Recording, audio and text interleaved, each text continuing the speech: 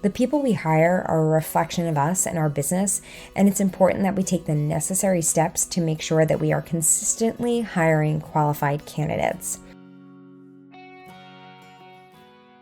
Hello, and welcome back to the Blissful Mompreneur podcast. I'm your host, Christina Hall, and I am so grateful you're here today. In 2019 and 2022, I baby-proofed my small business to not only run without me, but to thrive in my absence so that I could take 2 4-month maternity leaves to be with my babies. And now I'm on a mission to help you do the same. On today's episode, I'm going to share a decade's worth of hiring mistakes so that you don't have to make the same mistakes that I did. Mistake number 1, not doing background or reference checks. Years ago, I hired a teacher who seemed like a great fit on paper. We got along in the interview, and I really liked his demo lesson. But in the weeks leading up to his first teaching day, I learned from a colleague that he had a history of being inappropriate with his colleagues in other work settings. Since he was going to be teaching students in a private setting, I absolutely could not take that risk. So I had to have the uncomfortable conversation of rescinding the job offer. Luckily, I learned this before he started teaching, but if I hadn't, I could have had a huge problem on my hands. Now, without question, I check references and do a criminal background check before offering the position. Since I began doing reference checks for new hires, I've been absolutely thrilled with the people I bring on, which is a good indication that I have drastically improved the vetting process. Doing both reference and background checks really does give you peace of mind and allows you the opportunity to confirm what you already believe about the candidate. It can also help you avoid a huge mistake. Mistake number 2, overlooking red flags. About 7 years ago, I had a teacher who was incredibly unreliable. He was consistently showing up late or not showing up at all, and when he did show up, the students were unhappy with the lesson. In retrospect, there were signs that he was not a good fit before he even began teaching. Immediately after I offered the position, he made numerous requests for revisions to the contract. More or less, I use the same contract for all of my teachers and have never had anyone request a change. And this one particular individual requested multiple changes. He also gave me a hard time about the rate as well. If I could do it all over again, I would have told him that I don't think we are a good fit as soon as he began making so many unreasonable requests. In more recent years, I've learned that when a candidate has a negative attitude towards a previous employer, that could possibly be a red flag. I specifically remember a teaching candidate making negative comments about a previous employer during the interview, and I wish I had asked more follow-up questions. She was someone that I did, in fact, hire, and she turned out to be someone who often questioned a lot of the decisions that I made in the business, and we butt heads many times. So in the future, if I do encounter someone who speaks negatively about a previous employer, I'm definitely going to ask more questions to see if this is a sign of just not a good culture fit. Now, another more recent red flag for me has been when people ask about salary. I'm always very transparent about how much we pay before the interview, and I have found my best hires never ask about salary in the interview. They only apply for the position if the salary suits their needs, and they are driven by our mission and the work we do, not by how much they are paid. Some other red flags to look out for when you're hiring are inconsistent employment or gaps in employment, poor communication skills, and unprofessional behavior, such as showing up late or inappropriate dress. When we are desperate, it's so easy to overlook these red flags, but trust me, it will only cause more headaches in the future. Which leads me to mistake number 3, which is hiring quickly. Even to this day, this is something I struggle with. I'm currently hiring for the upcoming school year, which in New York begins in September.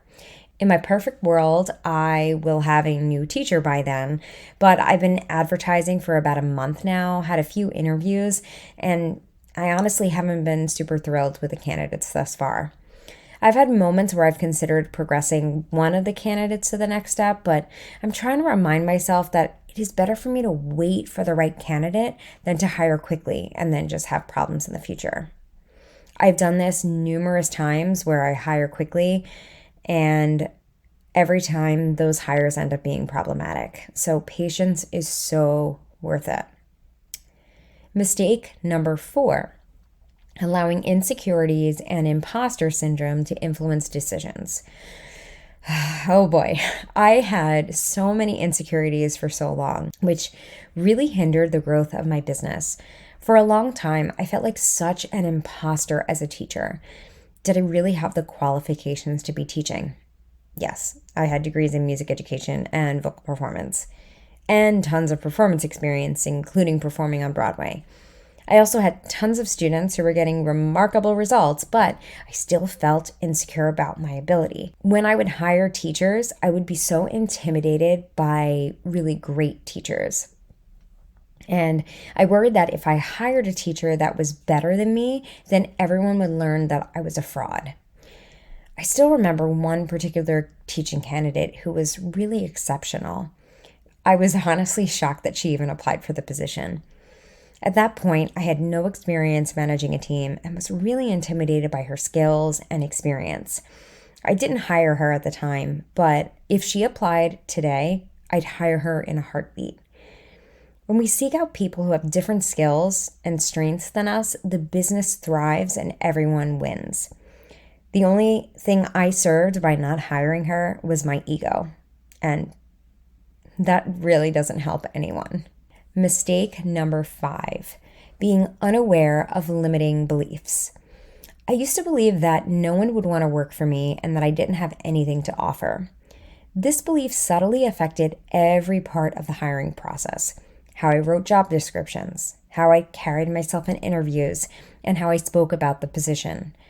I believe it led me to attract and hire average candidates, which kept my business stagnant. It wasn't until I worked with a coach who helped me uncover this limiting belief that I began to see the value I provide and attract skilled candidates who are also a great culture fit. This was when my business really took off. Mistake number 6, underestimating the skills required for the job. This was particularly true when I began hiring administrators. Since I had been doing the job myself for years and I found the responsibilities relatively easy, I assumed that I didn't need someone highly skilled to do the job. But every time I hired a low-skilled employee, I would be frustrated with their performance and fire them after a short period of time. I began to realize how much skill was actually required, and once I hired people who were qualified to handle the responsibilities, my life became so much easier. I was able to phase myself out of the day-to-day and focus on high-leverage tasks that moved the business forward, and was also able to take 2 maternity leaves. And finally, mistake number 7, skipping the demo lesson. I knew how valuable it was to have teaching candidates conduct a demo lesson, but sometimes impatience got the better of me and I'd skip this step. While I occasionally got lucky with wonderful hires, there were times when I would skip the demo lesson and then students and their parents would complain about the teacher. If I had just took the extra step of having them teach a demo lesson, I could have avoided some poor hiring decisions. The people we hire are a reflection of us and our business, and it's important that we take the necessary steps to make sure that we are consistently hiring qualified candidates. Now, for my business, the demo lesson makes the most sense as the final step before we hire a new teacher. But for your business, it might be something different. It may even be just having like a trial period for a new employee, or it may be some sort of like assessment, that's something that you ask them to complete before you hire, just to kind of see their skills in action. So there you have it, some of the top hiring mistakes I've made over the last decade and the lessons learned from each one. I hope my experiences help you avoid similar pitfalls and build a stronger team for your business. If you've enjoyed this episode or have any hiring stories of your own, I'd love to hear from you. Drop me a DM on Instagram at The Blissful Mompreneur. If you enjoyed today's episode, please subscribe to my channel, click the notification bell, and leave a comment below letting me know your biggest takeaway. Your feedback helps me continue to provide valuable content to mompreneurs like you. Until next time, keep pursuing your dreams, finding joy in the journey, and creating a life and a business you love. Take care, and I'll see you in the next video.